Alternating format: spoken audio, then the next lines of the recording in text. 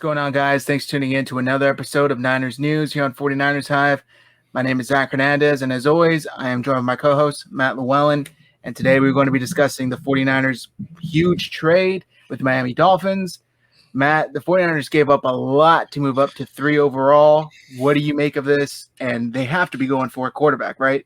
Yeah, it's definitely a quarterback. I saw some weird stuff on Twitter where somebody's like, they're definitely going up for Penei Sewell. They're going to run it back with Jimmy, and Mike McGlinchey's going to be out of here. And I was just like, I don't know about that. And then earlier today, if you guys watched, our boy Brandon was on the show, and his co-host was talking about how he thought it was going to be a left tackle just because of how hit or miss quarterbacks are. And he was saying that tackles, are much more of a sure thing. And then, I'm looking at Slim Mike, and I'm like, we don't have a sure thing in the locker room, and we drafted him in the top 10. So that doesn't hold weight with me. I think that the attrition rate and the hit or miss rate is about the same no matter what position you're really going for in the first round. It's, it's a 50-50 shot. It's a coin flip, essentially. Tradition dictates that 2 out of these 4 quarterbacks aren't going to work. And so you just hope that, the regime does the right thing. I'm thinking 3 out of the top 5 are going to be good quality starting quarterbacks. So it's a 60% chance that they're going to hit. So you just look for them to do the right thing. And I think they most definitely have their guy. They know what the Jets are going to do. That's for sure. I think Shanahan and Saleh have been talking. I think that the Jets are probably going to go Zach Wilson number 2. So that means, to me, the 49ers are looking at a couple options, whether it be Justin Fields or Trey Lance.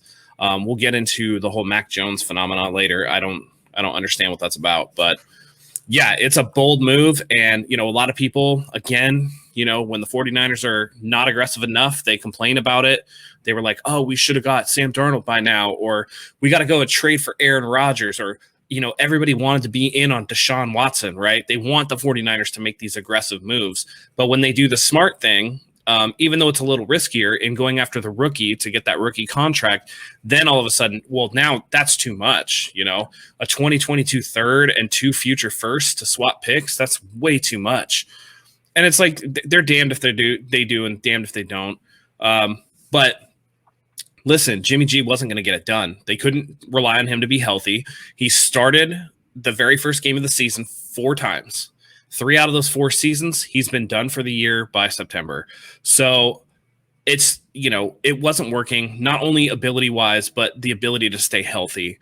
And so if you're talking about making a big bet, they had to do it at some point, because one way or another, if they hold pat with Jimmy G and he gets hurt, or if they pick the wrong quarterback, they're going to be fired anyway. You already have the known commodity in Jimmy Garoppolo. So you hope that Lynch and really Kyle Shanahan finally puts his stamp down on a quarterback and says, this is my guy. We're going to go get this guy. And that's going to be who I hitch my wagon to. And we've been waiting for that all along, I think. Yeah. And as far as the trade, the specifics of it. So yeah, they gave up the 12th overall and a 2022 and 2023 first round, and then a 2022 compensatory 3rd round pick, which I believe is the one they got from Saleh leaving. Mm-hmm. So they gave up, a good amount, but it could be very well worth it if they get the quarterback of the future, face of the franchise.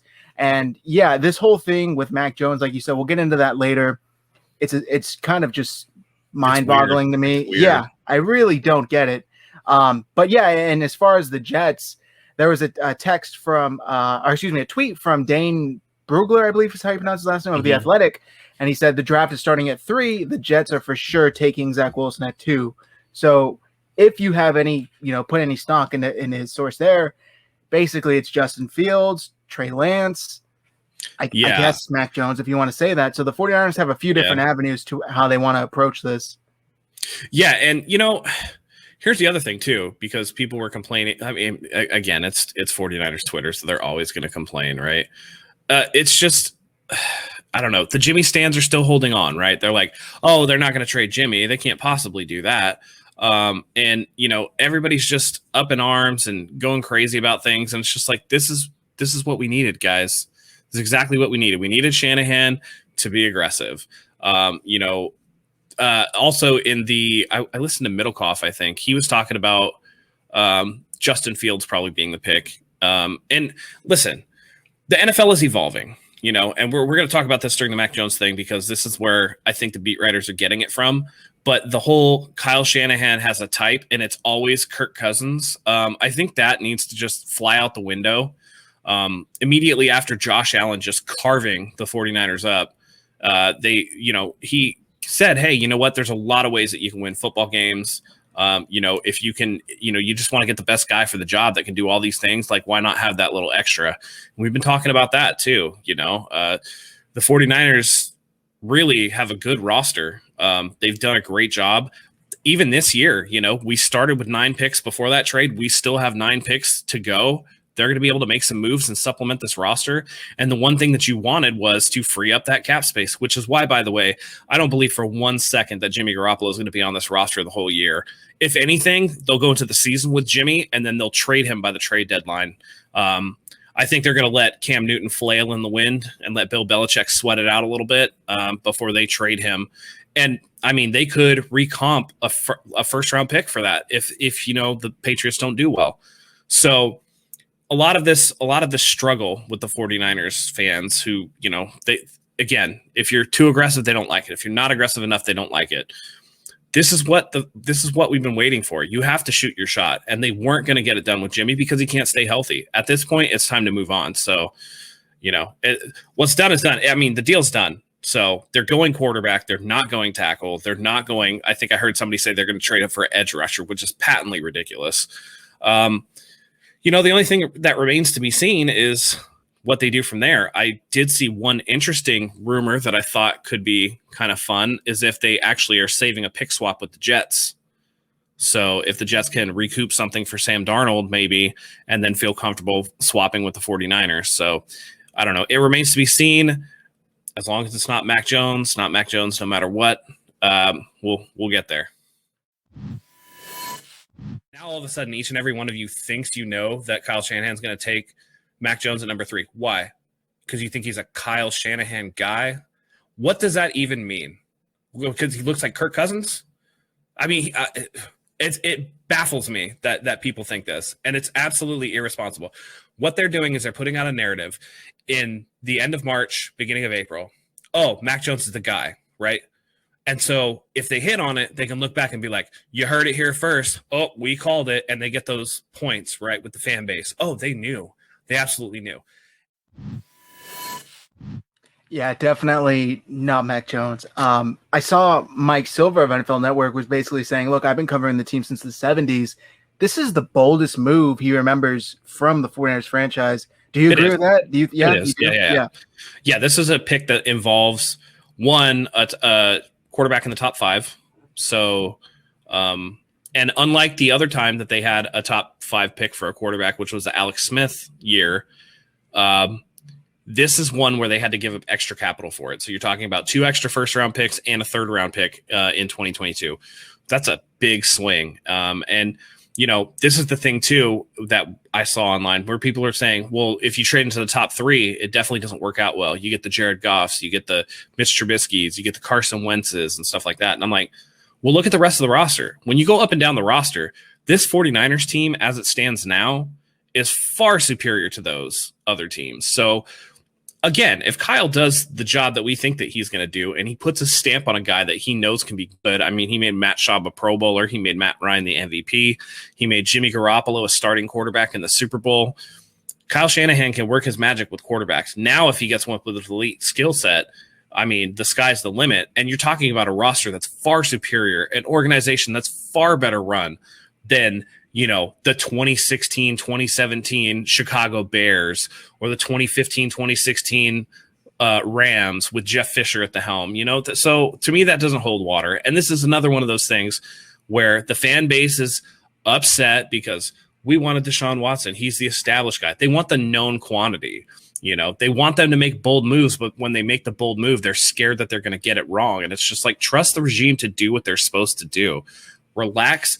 We're a month away from the draft. There's still a lot to be done. Justin Fields still needs to have his pro day. There's a lot that's going on. So to just preemptive, I mean, it's like a tale of 2 fan bases, right? As soon as the trade is announced, they're like, fantastic. We love it. We love it. We love it. And then they're like, oh, what if they get the pick wrong? And it's like, well, you can't have it both ways. Either you want them to make moves or you want them to play it safe. You can't have it both ways. So they're swinging big here. We're going to see what's going to happen, but I am very excited about this turn of events. Yeah, me too. I was like, the news broke at work, and I was, I work with my fiance. I ran into her office. I couldn't even talk. I'm like, the trade that we traded. Like, it was just I'm not used to this, especially from this regime. At least this, like you said, huge swing. So they're putting a lot of, at least in terms of quarterbacks, right? Because they make moves everywhere else. They'll trade up. It was definitely exciting. I know I was working at the clinic and volunteering at the clinic, but yeah, I heard it and it was hard to concentrate after that. I get what you mean. It's like, because you think about it, it's like, man, we haven't had a real franchise quarterback since Steve Young. Yep. And you think about that for a second.